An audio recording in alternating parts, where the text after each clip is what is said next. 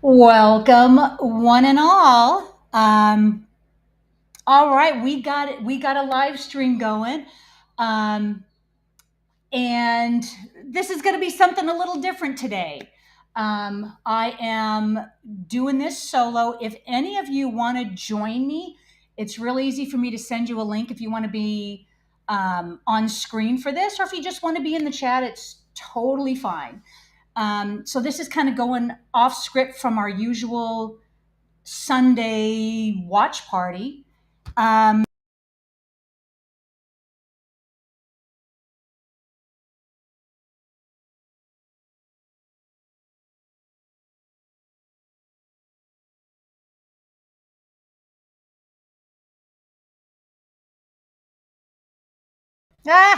First gremlin of the day, guys. Um, have no fear. Um, yep, we're back. So we're just going to kind of do a free-form discussion. Um, let's start off by let's do a shout out who's here today.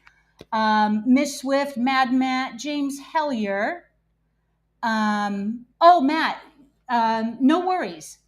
Um, if you would like to join this discussion, I can send you a link right now and you can be on screen if you like. Um, oh, I know, Miss Swift. Yes, we have James, Matt, Miss Swift. You guys are awesome. And we're just going to talk however long this discussion goes. I have no script, no plans on anything we're going to talk about. But I am going to try to keep my hands off my mouse because I think that's going to cause the gremlins to get at me. Alex Peacock, welcome. All right, so let's talk about anything that you guys have been watching this week. Anything you like, anything you don't like. I could start the discussion by just mentioning I did not know Happy Gilmore 2 got released. So, as a treat, I went back and watched Happy Gilmore, the first one. I watched it last night just to kind of gear myself up for the second one. But okay, Matt, that's totally fine. Um, that's totally fine. I don't know if you guys wanted to jump over in Discord as well and do chat, or if we can just stick with YouTube. It's totally fine with me. I have the Discord up on my other screen as well. If we want to go into the watch party chat or maybe the general chat, if you guys like, if you want to put a GIF up or anything like that, we could certainly do that. And Miss Swift, you got nothing? You mean as in nothing interesting that you want to talk about this week that you've watched or anything that you want to watch? That's totally fine. Oh, James, yes. IT problems mean that it is on script for a Sunday too. Unfortunately, yes. Um, so let's see.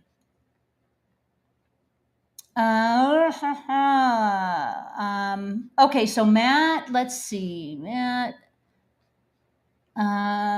Okay, so James said, I've just finished the second series of Fubar on Netflix, Arnie's first TV series. I loved it. I have not heard of that. I might have to probably just search, as we talk about it. Okay, so Fubar is from 2023. There's 2 seasons of it. And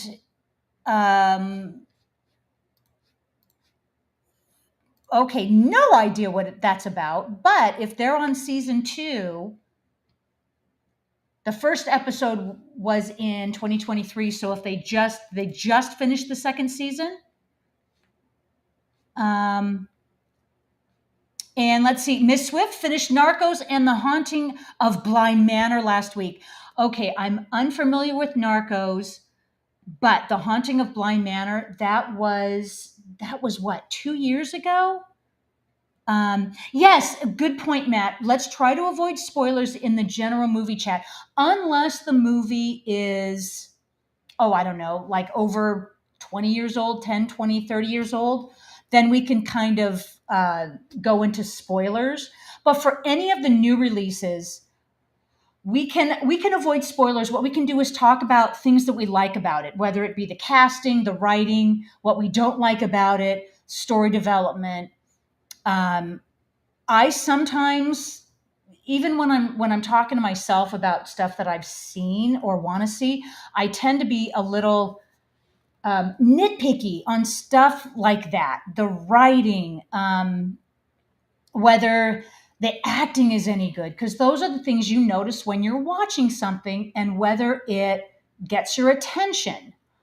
But then I digress and going something like Happy Gilmore, which I totally love. I love a good Adam Sandler movie, which we don't expect, highbrow writing. We don't expect to be long on plot. We expect Adam Sandler, and we get exactly that.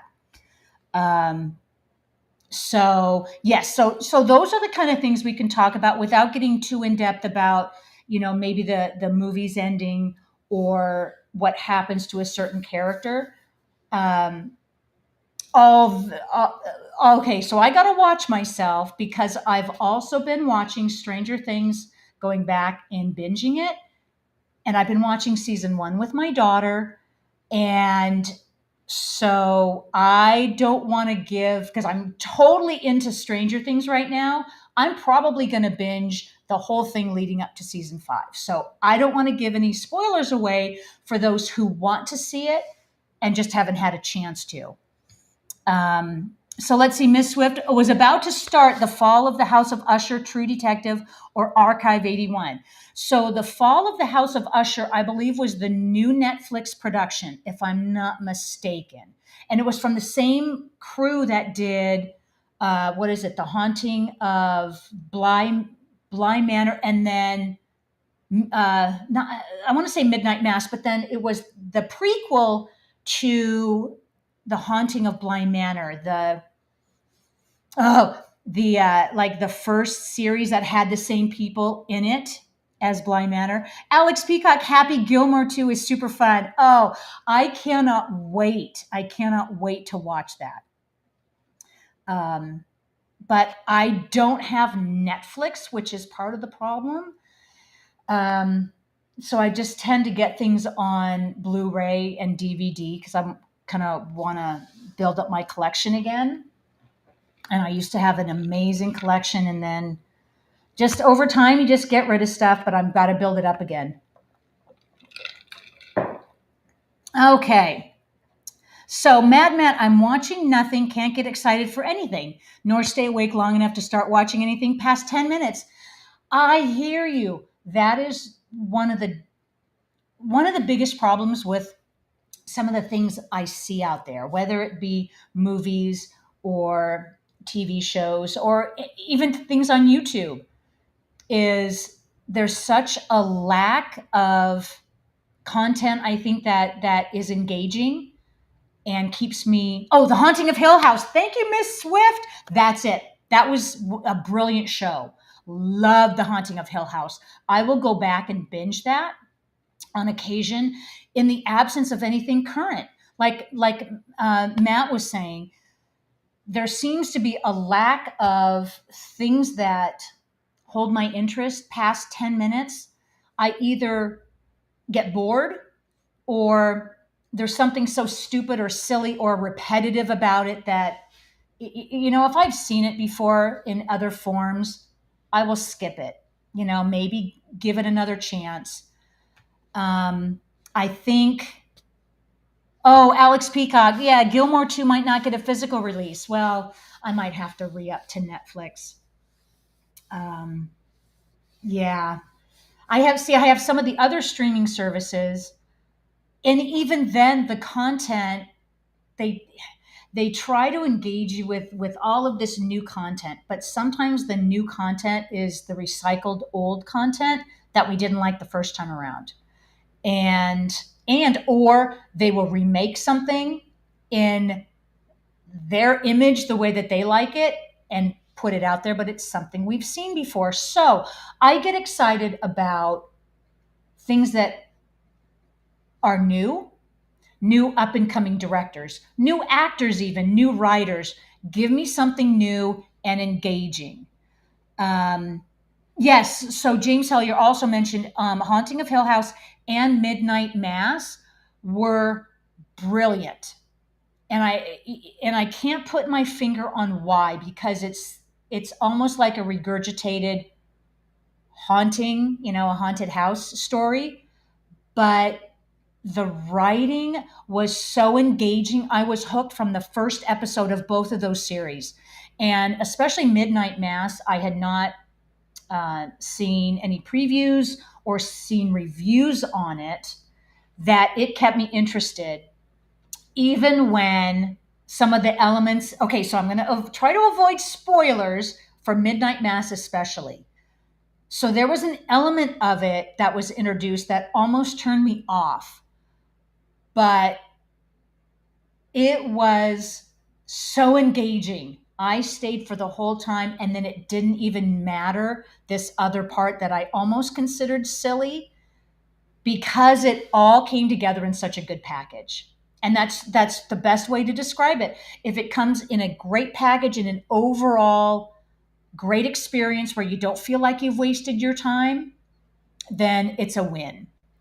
Um, Matt says Gilmore 2 sounds like a show about what Rory has been up to later in life. I think so, because I saw the preview, just like 2 days ago, and didn't even realize it was out. And then it got me back to Happy Gilmore, which I haven't seen in decades. Um, yes, James Hellier, Midnight Mass had that amazing mid-series cliffhanger where the person, yes, exactly. Um, it was a very almost generic twist, but it was not generic. I highly recommend it. Um, but it also might not be someone's cup of tea. Obviously, that's what we're here just kind of talking about, different things, new things, um, things that we haven't even thought about for decades. Another show or another movie that came on my radar this week that I have not seen in forever is a movie called How to Kill Your Neighbor's Dog. And despite the title, it is not a tutorial, it is not an instruction manual. It was actually something just really twisted, that I went into it thinking, why the hell did they name it this way? I'm not going to watch someone kill their neighbor's dog and try to get away with it. But it had Kenneth Branagh and Robin Wright, and it was just this little I don't want to say indie movie, but it was like this underground indie movie almost, that has got my attention again, and I'm going to go back and watch it. Um, and I remember the ending kind of stuck with me, but I couldn't tell you why. I want to go back and watch it again. So for any of you out there that also want to try something new and different, go ahead and check that one out. I can't even tell you what year it came out. Maybe 10 years ago. Um, but yeah, it's one of those little obscure movies. Um, so there you go, James. Mike Flanagan. He was channeling Stephen King with Midnight Mass. Yes, Mike Flanagan was also the one that did the Haunting of Bly Manor and the Haunting. Why did I forget the name? Haunting of Hill House. Yes, the Haunting of Hill House. Yeah, and so he brought some of the cast back from Midnight Mass. So Miss Swift, I'm here for almost anything Mike Flanagan does. Bly Manor didn't hook me as much when I saw what novel it was based on in the opening credits. Interesting. I thought Bly Manor, in some ways, was even more entertaining, and it hooked me in a different way than Hill House. And I think it was because of that, the twist that we almost didn't see until the very end. I think the last two episodes had that twist, and I found it superbly done, and the acting was so good. Love it. So I'm all up for Mike Flanagan. James Hellier, I didn't get with his Fall of the House of Usher. You know what? I started watching that, but for whatever reason, I didn't even make it through the first episode. But I think that is worth going back and seeing. Um, but oh, Alex, you think Flanagan is behind The Long Walk, which comes out in a few weeks? Oh, I cannot tell you how excited I am for that. The Long Walk. I think we've talked about that when I saw the trailer, what, a couple weeks ago on our Sunday show. So excited. It has been, I'm going to say, 3 decades since the novel came out, and they're finally getting around to making it a movie.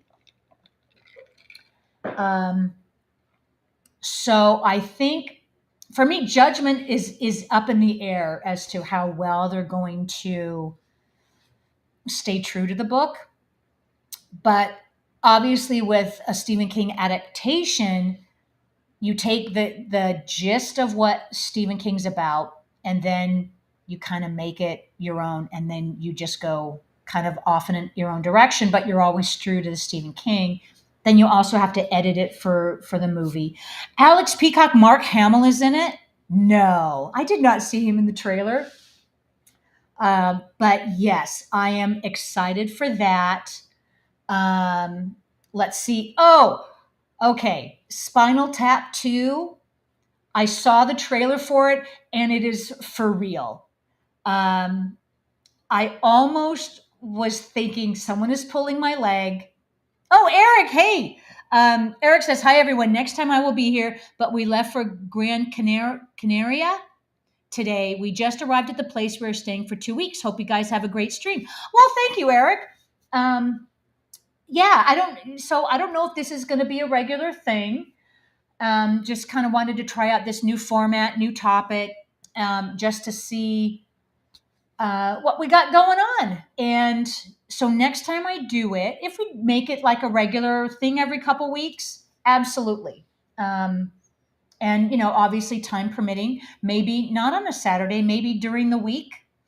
I don't know. So, yes, thank you for at least popping in, Eric. Well, have a great vacation. Okay, James Hellier is mentioning Flanagan isn't working on The Long Walk. He is busy making a Carrie series for Amazon. Okay. I'm getting the gist of, by the title, that it's probably based on the Stephen King novel. I was not aware of that, but that piques my interest. Carrie could be an interesting series if done right, obviously. If they could treat it like a limited series, maybe 2 to 4 episodes, and not make it any longer than that, I think they could do wonders. Otherwise, it might just be stretching out a story that doesn't need to be stretched out. Because Carrie itself was a relatively short novel, one of the very first that Stephen King wrote back when he was a teacher, early 70s, I'm going to say. So it wasn't as long as something like It or The Stand, which really benefited from that limited series format. Carrie can do maybe 2 episodes. So yes, Miss Swift took a few episodes to get into Bly because I knew what the first major reveal was and had mostly guessed by the second. Okay, and was it you that mentioned that it was based on a book? I will have to revisit that because I don't remember what book it was based on. So I'll check that out. But yeah, if you had already known the book, then you might have already guessed what some of the reveals were. So James is mentioning someone is making a new film of The Stand. Why? Money, I'm sure. Why? I don't know. Oh boy. I could go on a rant about franchise. Stephen King is part of that franchise movement. Not that he is directly involved. The studios and others buy the rights to his novels, and then they make what? They make the TV shows, they make the movies, sometimes with his approval, sometimes with his input, sometimes not. So he gets paid, everybody goes off and makes what they want an interpretation of his work. Sometimes it falls flat, sometimes it lands. I do not have high hopes for a new film on the stand because it was a story that benefited from a limited series. The one that came out in what, 90, I want to say 92, the first one, that was 4 episodes. Loved it. I am hooked every time I watched it. Every time I watch it. And I every couple of years I'll go back and just binge it. But the second this remake that what, a year or two ago, I got into it about a half hour and just nope, couldn't do it. I could not make it through. Yes, Miss Swift, I haven't seen the Stand miniseries remake. In my opinion, I wouldn't bother. I'd go back and watch the original. That was, in my opinion, that was true to the book, true to the nature of the book, even part of the lame ending, the ending that was kind of rushed in a sense, but it was the ending that was in the book. So it felt like it was true to the story. Um, so yeah, don't bother the remake. So also talking about Stephen King limited series, so he also did The Shining. There was a Shining limited series that was, I'm going to say 94, and that had Rebecca De Mornay. And I can't remember the name of the guy that started it. So that was, I think it was a 3-episode miniseries based on The Shining. I absolutely loved it. In some ways, I liked it even more than the movie because it was true to the book that I had read the book. And I loved King's presentation of the story. And so James Hellier says the remake was a good cast and new King scripted conclusion, but it's still no good. That was another Mike Garris series, Steven Weber. Okay. Yes, Steven Weber was in the lead. Um, yes, the Shining, I'm guessing it was 92 or 94. I loved, and I'll go back and binge that because of how they treated the character development, his descent into madness, and the ending. They nailed the ending in that limited series. And I loved the book. So in some ways, the movie The Shining lacks in that depth of character development and why, and kind of the string of, maybe what I'm thinking of, like the stream of consciousness of our main character as he descends into this madness in this hotel. So yeah, I would highly recommend it. Yeah, Miss Swift, Stephen something from Wings. Yeah, Steven Weber just came off of Wings, and he nailed that part. Um, oh, Alex Peacock. Now that you mention it, Castle Rock was a good limited series, 2 seasons. I have not seen the second season, but the first season left me hanging. I liked it, and there was a lot of unanswered questions. And I'm going through it in my head.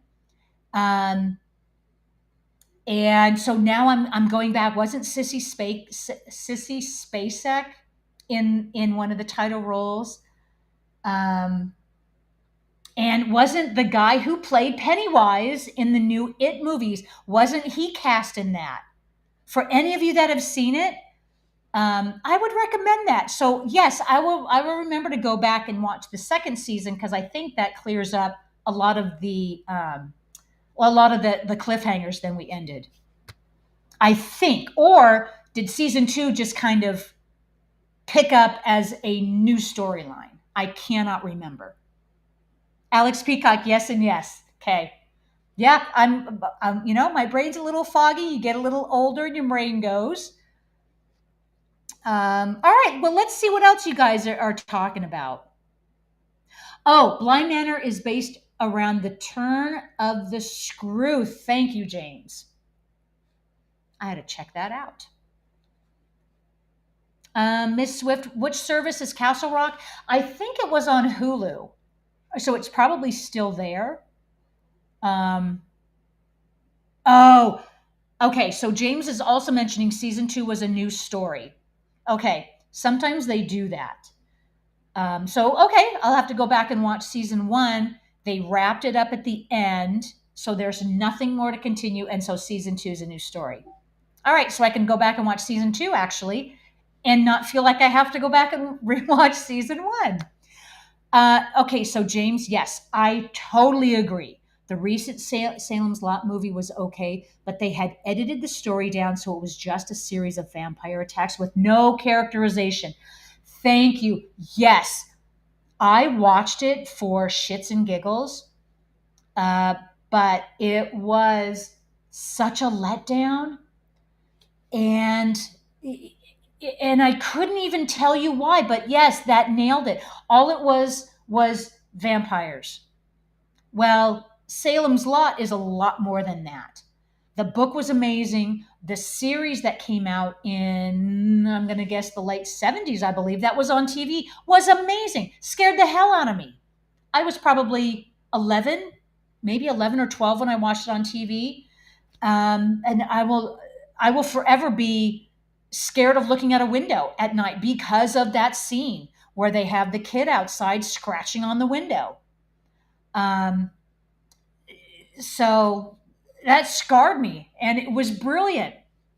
So I'm kind of coming from that. Then you see a remake done so poorly that you can't tell whether they just did it as they knew that it was going to be bad, so it was like a good bad movie, or they really tried for it to be highbrow and it just failed because they didn't know what they were doing. Um, Miss Swift, the new Salem's Lot needed me to care about the town and the people. And yeah, I didn't. I couldn't care less about what happens to him. And not to give away the ending, but the ending, I mean, where did that come from? Out of the blue? No way. Nothing in the book had anything to do with this ending. So yeah, they totally lost me. Um, yes, Miss Swift, I don't like looking at the windows at night either, Sharon. Oh, absolutely. That kid, his eyes are embedded in my memory. Oh, James, yes, the 2004 Salem's Lot miniseries is quite good too. Yes, with Rob Lowe and Samantha, what is her last name that played his love interest? Oh, Samantha Mathis. I think Samantha Mathis was her name. Yes, I like that. I don't watch it as often as some of the other uh, series, but yeah, I thought it was a solid reboot. So, Matt, yes, speaking of vampires, Buffy reboot, another Why Bother series. Ugh. Yeah, well, let's kind of kick that one to the chat because I never watched Buffy. It's not that I thought it was bad, but it was just one of those shows. I think with my limited schedule, I could. It was like I never could fit it into the schedule. There's sometimes there's just too much content and so little time. And sometimes I find myself these days finding myself having time but nothing to watch. And so I will go back and just binge watch things that I know are good, that I know will pique my interest, that I won't feel like I've wasted my time. Miss Swift, yes, I know the 2004 miniseries existed, but don't think I've seen it. It's almost like no one in the streaming service even talks about it. I don't know if, oh gosh, when was the last time I saw it? Maybe 5 or 6 years ago. And it must have been on streaming or I must have rented it somewhere. but I don't know if the DVD exists, if it was ever printed on DVD. But yeah, check it out. It is worth watching. Um, and if I remember correctly, the story did take a few liberties from the book, but I think it was okay because they still stayed true to the nature of the version. Oh, James is saying the 2004 version is readily available on Warner DVD. There you go. Um, oh, perfect. Okay, let me text this. Oh, perfect. Thank you. All right. Yeah, I'm feeling a little looser today because we don't really have a movie we're following. We're just kind of flying by the seat of our pants. Well, kind of like we do every Sunday. But yeah, I mean, the floor is open to whatever you guys want to talk about. I can't remember what else I have seen today or this week, last couple weeks, worth talking about. But yeah, so there are some trailers I did see. They what is it called? The Lost Bus. Have we talked about that? I think on Sunday have we talked about that? I saw the trailer and it's coming in the fall, I believe, to theaters. I believe, or okay, my landscaper is right outside for some reason. Um, I saw the trailer, but I can't remember what format it's coming. It's called The Lost Bus, and it's based on the Paradise, California wildfire a couple years ago. That, yeah, that fire was just a devastating loss, and now they're having a movie based on some of the events. I think Matthew McConaughey didn't even speak in the trailer, didn't say anything, and it was only a voiceover. So that is worth watching, I think. At least the trailer says so.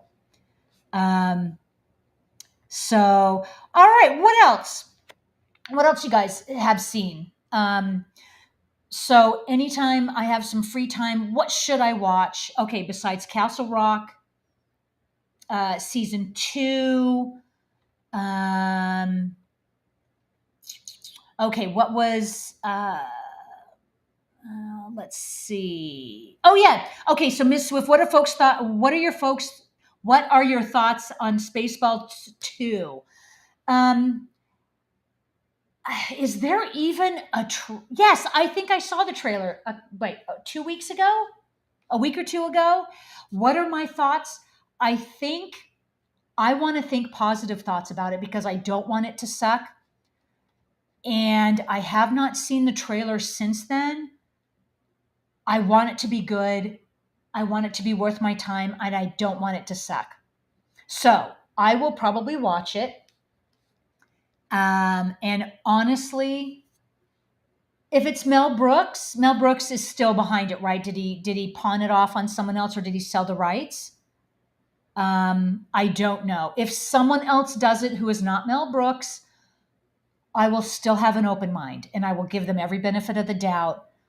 But if it sucks, then I will place it squarely at the feet that Spaceballs 1 was a Mel Brooks from cover to back. That if it's not a Mel Brooks, then it's I will lay it at that feet that someone else but Mel Brooks took the helm. Um, so okay, whose comment is that? Okay, Alex says I'll go see it. Spaceball 2. They said the second one would be The Search for More Money Back in the Day. Okay.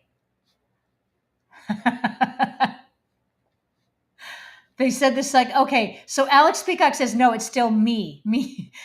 It's still, okay, Mel, damn keyboard. I gotcha. Yeah, autocorrect. Wants you to think there's, yeah, the AI is saying me and you're trying to say Mel.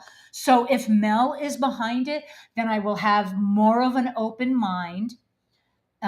Even if I think Mel Brooks is approaching 100 years old, that if he's still got it, God bless you, Mel Brooks. I hope you still have it, and I hope you can still bring me a good movie. And I'm praying it's good. But yeah, James, good point. Spaceball 2, no John Candy, no Joan Rivers, and it's almost asking for Mel Brooks to die during production. So we are missing a lot of the cast. Um, so I guess the question is, who will be in it to carry the torch? Dick Van Dyke is no longer with us. Joan Rivers is no longer with us. John Candy is no longer with us. So is Rick Moranis still going to Moranis? I think, is he coming back? Then yeah, who knows? I just will keep an open mind. So Ms. Swift, Buffy's a mixed bag. Loved it at the time because the dialogue style was fresh and snappy. Since then, Josh Whedon's dialogue style took over the world. You'll want to strangle the JW stand-in Xander. Okay. So we're going to have a lot of opinion on Buffy for all of you. I know in the chat, sometimes you guys talk about Buffy quite a bit. And that might be something that I work into because I think the show ran for several seasons and was a solid show for the whole duration, from what I remember. James is saying Rick Moranis is coming out of retirement for it. Okay, so I have high hopes. Well, James, Josh Whedon is a douche. Okay, that, you know what, that is one opinion. You know what, the first thing I'll do is I couldn't even tell you. He is such a prolific director. What else is he? He produces, directs, writes. His name is attached to pretty much everything. So when I look back, is he a douche in personal life? I heard in his personal life, he is kind of a douchebag. And that, well, you know what? This will carry on to a whole new conversation.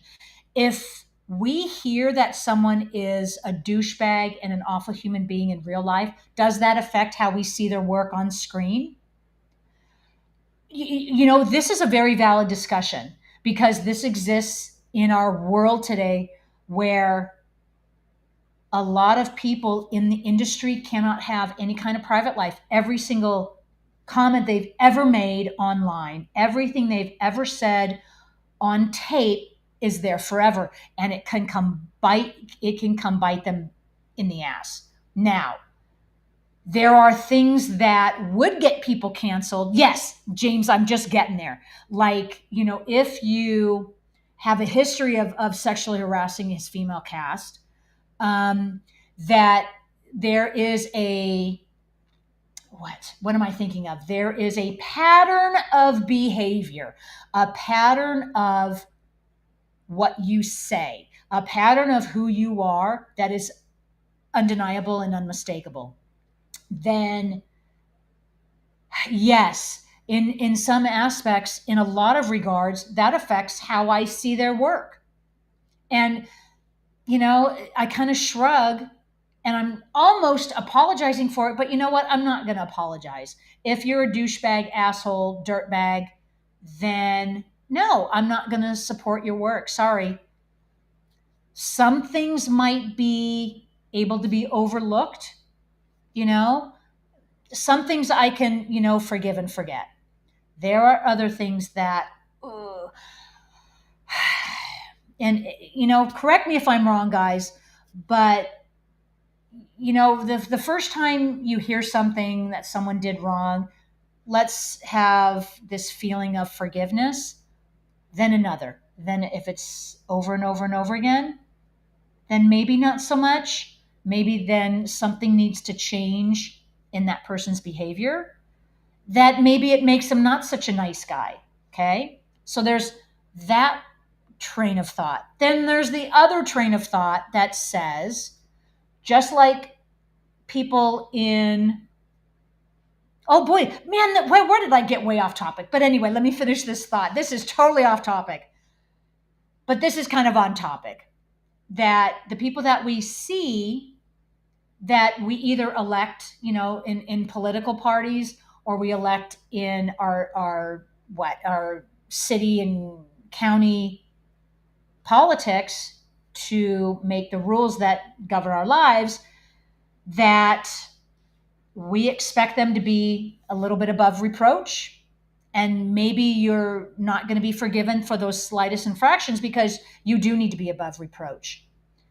That, you forgive and forget, but sometimes we can't, do we have to always separate the person from who they are?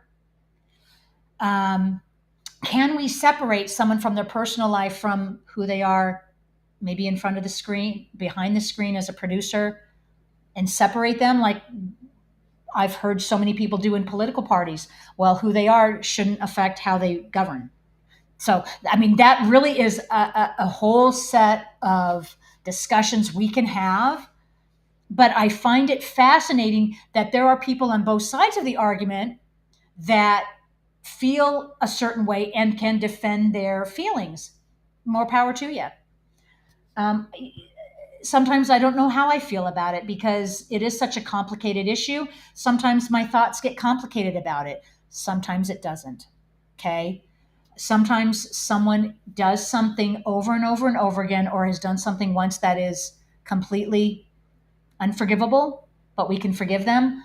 But that doesn't mean they still get to be in the position they're in, or we give them the power that they have. And sometimes they just need to go away. So, anyway, James is saying Michelle Trachtenberg needed another adult present when she was around him. Very creepy man. So, yeah, Josh is one of a handful of people in the entertainment industry that have such a long track record of, like, all of these people are, I don't want to say coming after them because it makes it sound like it's a witch hunt, but there are a lot of things said about them. Jimmy Savile, I saw a documentary about him.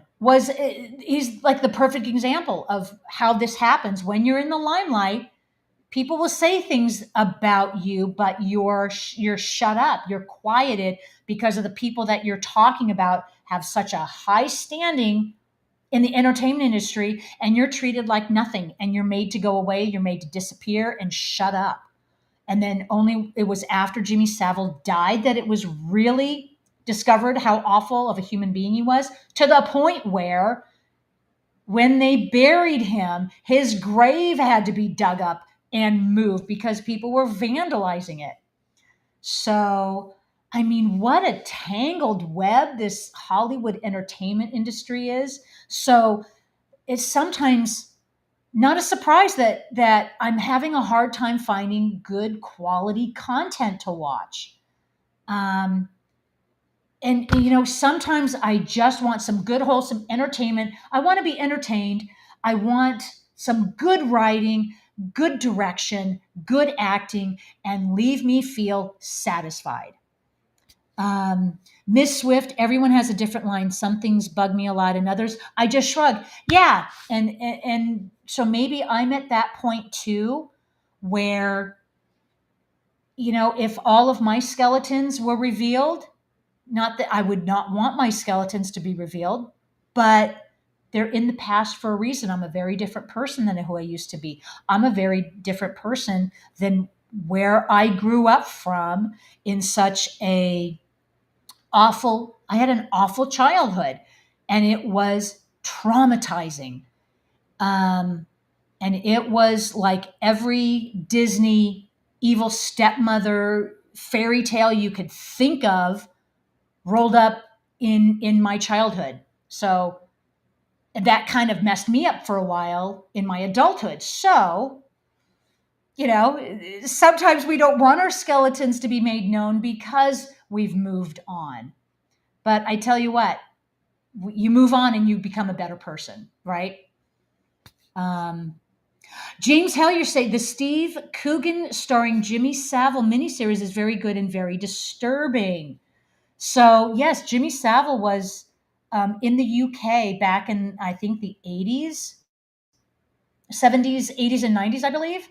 And he was this overall like media personality presenter and he had a game show, and he had a very troubled interaction with kids and people in general. That there was a documentary I saw maybe 2 years ago on Netflix. I think it was on Netflix. That, yeah, it was highly disturbing, but then it also mirrored some of the other things that are going on in the entertainment industry that we see all the time. Things that are getting um, exposed once the victims have the strength to talk about it, and they have strength in numbers. So yeah, James is saying his grave had a view of the local primary school. That was deliberate on his part. Oh, that, yeah. And was that was part of the reason why he just kind of gave the finger to everybody. He got away with whatever he got away with because he was, up here, and all the little peons, right, that tried to speak against him were shut down. Even the kids, I think their parents told the kids, shut up. No, it really didn't happen. But wow, what a tangent. So, yes, so that is I think it was either a mini series or like a docu series on Jimmy Savile. Highly recommended. And it took me to like the underbelly of the entertainment industry. And that stuff goes on. For every one Jimmy Savile that gets exposed, there's probably five that don't. And what don't we know behind the scenes, right? So, so in essence, movies, TV, what else is there? So now there's the internet. They're all part of our lives. This is how we get our content. We get our content on our phones. We get it on computers. We're bombarded with all of this different means of entertainment. Now we have the social media, we have content creators, and we have this whole sphere of content creators. I mean, don't get me started on that, because I want to, if these channels really, go somewhere, and I'm doing this for a while, I want to be known as like not a content creator, but like a de-influencer. Um, some of the influencers that are out there are just shallow and soulless, and all they're in for are the clicks and the likes. So, what I want to do is let's give some content. Let's give a place where we can all communicate with each other. And instead of me just coming on YouTube and giving my opinion, which there are a lot of them out there, right? You go on YouTube, every single one of these content creators, well, okay, that's a generalization, but not every single one. But there are a ton of content creators that they'll have the camera on themselves, and they'll give you guys and me their opinion. And we can agree with them, we can engage with them to a certain extent. But really, where's the engagement if we're not actively communicating back and forth?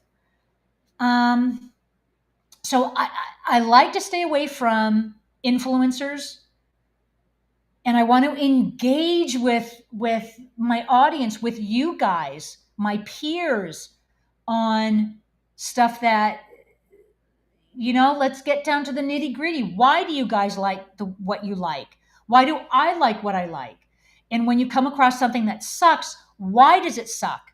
Because everybody has their own internal what barometer of what they like, and there's a reason why everybody likes what they like.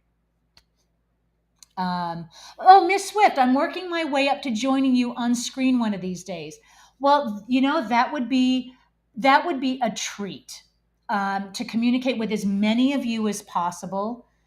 My favorite YouTubers are the ones that do have the live streams.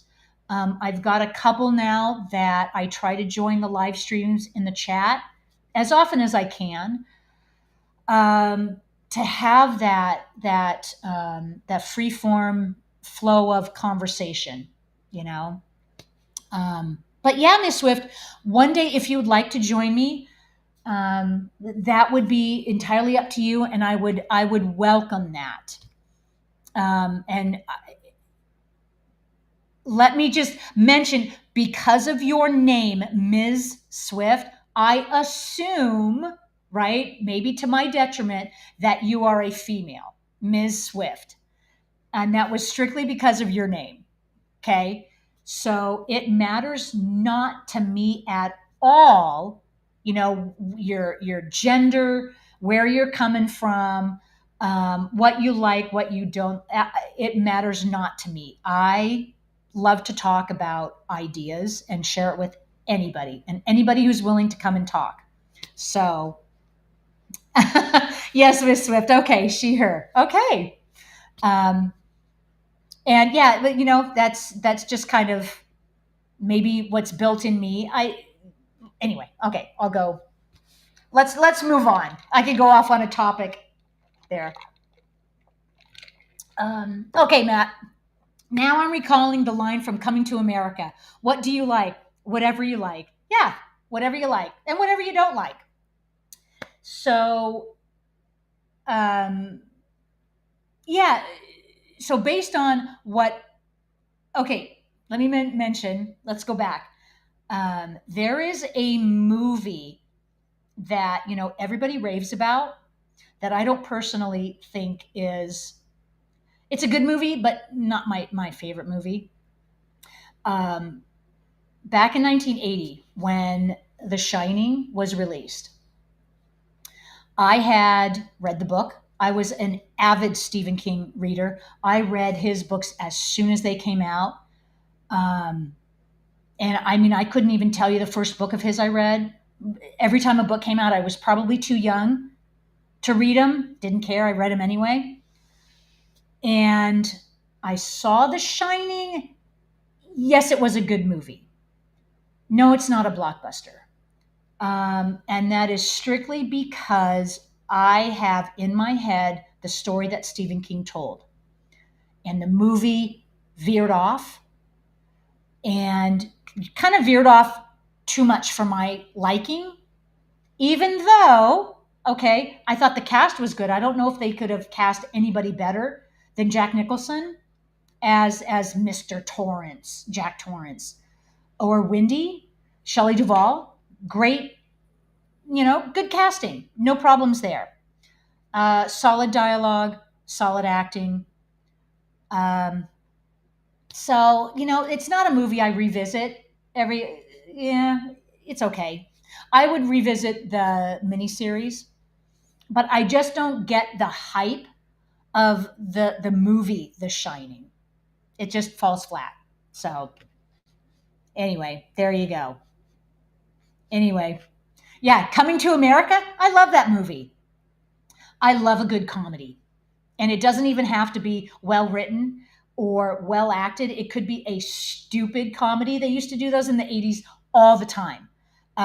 Bachelor Party, a no nonsense, stupid comedy movie, was great. I'd watch that again in a heartbeat.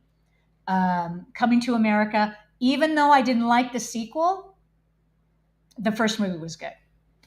Happy Gilmore, and even what was the Adam Sandler one where his friend's kid was dropped at his door and he had to play? Was it Big Daddy? Daddy, Big Daddy. That was a fun movie. I love that movie. So Miss Swift, okay, the Shining movie never did it for me either. Unfortunately, much like The Exorcist. Okay, we could have a topic on The Exorcist too. Um, I fortunately did not see The Exorcist until I was a little bit older. And I think James Hellier is saying you are all bad and wrong. Thank you, James. I love your opinions. I love it. Um, yeah, Miss Swift loved Bachelor Party too. Yeah, maybe I'm not above a good comedy, especially an 80s comedy. We'll maybe have to do more on the watch parties on Sunday. So, so far on Sundays, I think I have until the end of August all of those movies chosen. So, okay, James Hellier, yes, we could have a talk about The Exorcist 2, or did you mean 2? Oh, Exorcist TOO. Exorcist 2, um, yeah, we could. I don't even know if I've seen the second one. The third one I've seen a couple times. The second one, I think that was like a direct sequel when they had Regan. What? Was she a few years older? I don't remember. But yes, the first Exorcist. Um, I'm glad I didn't watch it when I was too young because it came out when I was, oh gosh. Well, I wouldn't have even been old enough to watch it on my own to find it. Um, but I watched it when I was older and I could appreciate it as for what it was. Um, it was very engaging, very scary. Yeah, Exorcist 2. Okay, so Creator VC had a watch party on the third Exorcist, right?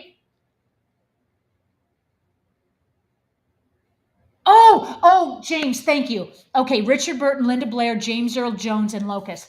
Okay, we did do a watch party on the second one. That's right, because the Linda Blair, she got sent to live with her aunt, and Richard Burton was, I think, her doctor. Yes, we did. Yeah, Creator VC had the watch party on that. They did the second and the third one, and I think we did the first one.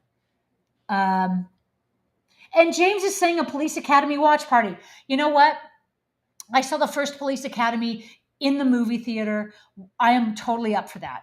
Let's do that. Um, yeah, I don't have my schedule with me, but I'll put it on my list because we got to think of something to do after August. We're getting into the fall, so we're gonna liven things up. So Miss Swift, Exorcist 2, much like Grease 2, was terrible, but I like them anyway. Grease 2 was a very young Michelle Pfeiffer. I didn't think the first Grease movie needed a sequel. I thought it was just fine for the way it was. Ended perfect. It had a beginning, middle, and an end. Done. Like one and done. That's all it needed.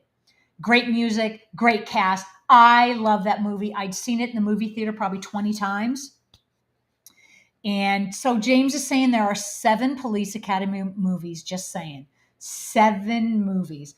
Over the course of the history of my watch party channel, we could potentially do all 7 of them.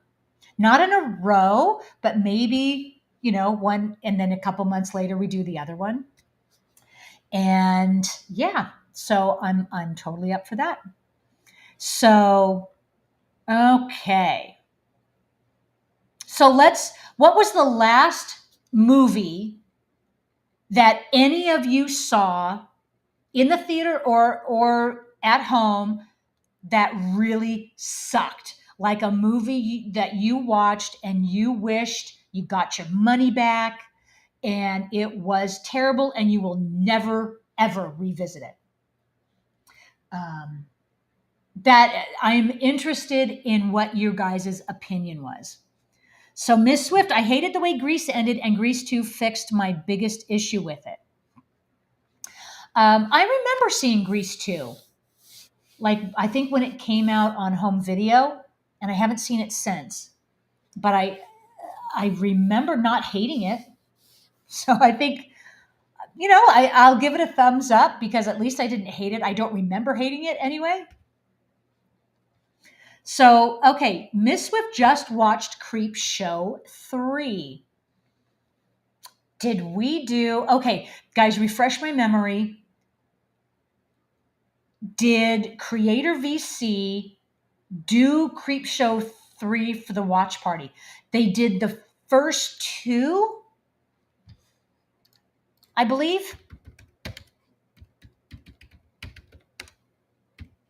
Creep Show 3. Oh, that came out. Okay, that came out in 2006. So yeah, they would not have done it. So maybe it sucked enough that that's probably why I haven't seen it. Okay, thanks, James. They did one and two, and the third one came out in 2006. Yeah, I have no desire to see it again. Going back to my feelings on franchises, let it go, let it die. Not interested unless you've got something magical about your cast, your script, your production crew to stay true to the franchise itself. Let it die.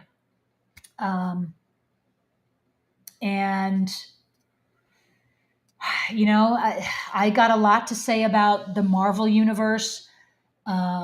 We can go and talk about the DC universe too. It's franchise fatigue. I am so over it. So yeah, I'm not watching Creepshow 3. You probably won't see it on a Sunday watch party either. But yeah, I've got so many ideas for our Sunday watch parties. James is saying Tales from the Dark Side, the movie, was the real Creepshow 3. And we did. I think we did Tales from the Dark Side, the movie, in a watch party. Which Tales from the Dark Side um, was brilliant, and I loved their anthologies. Loved it as a franchise, and I think it was okay. So we did the first movie, I believe, for a watch party, and I think the second. Oh no, I'm thinking Tales from the Crypt. Okay, Tales from the Dark Side, the movie, is different from Tales from the Crypt. Tales from the Crypt, Demon Knight, was one of my favorite horror movies, and I think it was the second Tales of the Crypt movies. I think I might be getting my memory jumbled a little bit. There was a time when I was younger where I went to the theater all the time and I loved watching TV, but then I got older and got away with it. Got away from it. And so not so much. And then all of these genres that I loved, I got away from it and missed a lot of it. So there you go. No, I don't think we did, Miss Swift. Tales from the Hood. Um, no, I think I can bring up their schedule. I don't have it with me, but I have it on digital form. Um, and I'm do pretty well about remembering what movies we've done. Um, and so Creator VC has been doing it for five. They did it for what, 5 years, 4 years, and so most of them I remember, but there are some that I could have sworn we had done, but we hadn't. Um, yeah. Okay, so James Heller is saying we should do the 70s Tales from the Crypt. I love Amicus Pormantio horrors. 70s Tales from the Crypt. Okay, I will. I'll check that out. I will check that out. Okay, so Miss Swift. Now I'm curious as to what you got away with. In what regards? I think I missed the what you were saying there. Um, so um, yeah, so actually, let me mention something real quick. Oh no, never mind. My mind is like scattered all over the place. I was going to talk about one thing, but let's jump into. Yeah. So, did you guys mention anything besides Grease or not Grease 3, Creep Show 3 that was really bad? Is there anything that stands out in your mind as like the worst movie? Um, Anything in particular that was recent? And in my mind, I am I'm even trying to go back to what are some of the movies that I would go see in the theater that were so horrendous that maybe I'd seen once and they stay with me because they were so bad? Or were they so bad that I don't even remember them? Yeah, James, like other than Extra and Mac and Me, what are some movies that are so bad? So let me mention. Oh, your slip of the tongue about no longer going to the movies. You said you got away with it, just making. Oh, gotcha. Yeah, I when I'm just kind of free form in a conversation, it's like my brain is going faster than what I can say. Um, yeah, I've stopped going to the movie theater. So there's a lot of the movies that I've gotten away from. That's what I was trying to say. So I got out of it for a very long time. And then when I got back to it, it was almost like trying to catch up on what's good, what's bad, so I can stay away from it. Yeah, James, like other than Extra and Mac and Me, and I think those movies are so bad, they're good, and we can have a lot of fun with them. We don't need to have any more fun with them because we've already done those on watch parties. So I'm not going to have Extra or Mac and Me. We've done it, one and done. We're good. We're good. Yes, and so Miss Swift, I am all up for anybody making a joke at my expense, poking fun at me, go for it. Um, I am up here just having a ball with you guys, and so yes, there are going to be slips of the tongues. I go off and start like a train of thought, and then I'm like, no, I don't want to go down that road. So let's go down another one. But yeah, I'm interested in talking to you guys about whatever it is that's on your mind. Yeah, Miss Swift, like a stick with me bad movie. Um, on occasion, there are like stick with me good movies, and I've got a lot of those. They aren't necessarily movies that I would rush to do a watch party on. Um, a lot of them are like drama movies, like the heavy drama movies from the 80s.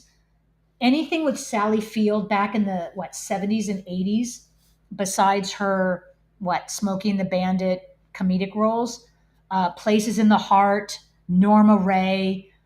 Those movies stick with me. They are so well done that it almost seems like for our Sunday time, I want to do something that gives us a little bit of extra oomph.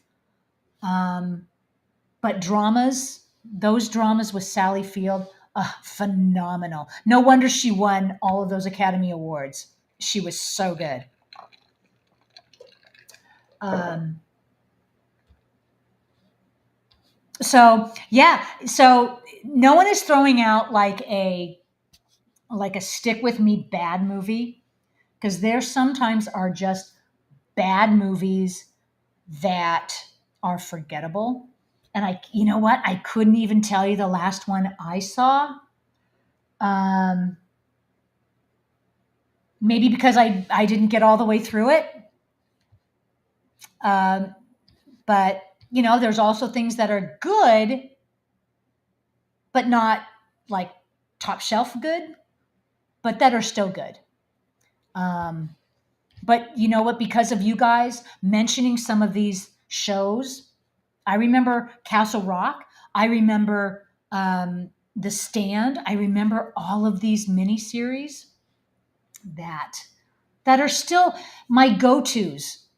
In the day these days when I don't have anything to watch, I'll go watch one of those. Or Happy Gilmore too. I'm going to have to watch that. So, yeah. How long have we been here? We started this a little over an hour ago. Okay. Well, I had no expectations on how long this was going to go today. I was kind of thinking maybe an hour if you guys are up for it. So we've gone about an hour and 15 minutes and it's flown by. Um, So we can wrap it up. We've got some good suggestions. If you guys are interested in watching anything good, we've thrown out a couple good titles for you. Check them out. Some of them are exclusive on Netflix. I think the Mike Flanagan stuff, I think, is exclusive on Netflix. I'm not sure. What's the one that, okay, before we end, okay, let me just throw another one at you. It's called Mass. And I don't think it's a Mike Flanagan one. It is a movie with basically four people in a room talking, two sets of parents. And Ann Dowd is in it. It's from 2021. It stars Reed Birney, Ann Dowd, Jason Isaacs, Martha Plimpton. That's who I was thinking of. And it was, I think it was still exclusively on Netflix, if I remember correctly. That's where I watched it. That movie has stayed with me. And I've only watched it a couple times because it is really, really heavy. Some might not like it because of the tone and the subject matter, but it was almost like two couples in a room, and we are kind of just privy to their conversation, their heart-to-heart conversation, and it stuck with me. So, all right, guys. Well, I don't know, hour and 15 minutes. So as I wrap up, tomorrow we're going to be watching Mars Attacks, which is a fun movie, sci-fi, adventure, comedy, drama, part musical. Should be a fun time. And I hope to see you all there. And so as far as this format, I think we'll be doing it again. I'm not sure. I don't really have a set schedule for any of this. But yeah, there you go. Any last comments from the chat? I hope my chat didn't freeze. But yeah, if you guys have any last minute thoughts, yes, Miss Swift, get your Slim Whitman ready. Oh boy, tomorrow's going to be fun. Alex is saying, I might not make the show tomorrow. I'll be at the movie theater in the morning. Well, you know what, Alex? If you're there, we're gonna have a good time. And if not, you can catch it on the replay, and we'll do it again the week after. And then after tomorrow's watch party, I will give you the heads up for Augustus's movies. We got a action-packed August coming. So, any last thoughts? If you guys want to throw any out, otherwise we'll wrap it up for today. I am, yes, my name is Sharon, and I have heard Ozzy's rendition of Sharon quite a few times in my life. Sharon, that's also my name. You can call me Sharon. Yeah, that was sad this week. I've lost three of the stars of my childhood. We lost Ozzy, Hulk Hogan, and Malcolm Jamal Warner from The Cosby Show. They were all part of my childhood. Yeah, gotta say, sad day, sad week. So anyway, guys, we're going to have a lot to talk about tomorrow. As always, I'm Sharon, your host, and we'll see you all tomorrow. And if not, we'll see you next time. Bye, guys. Thanks for coming.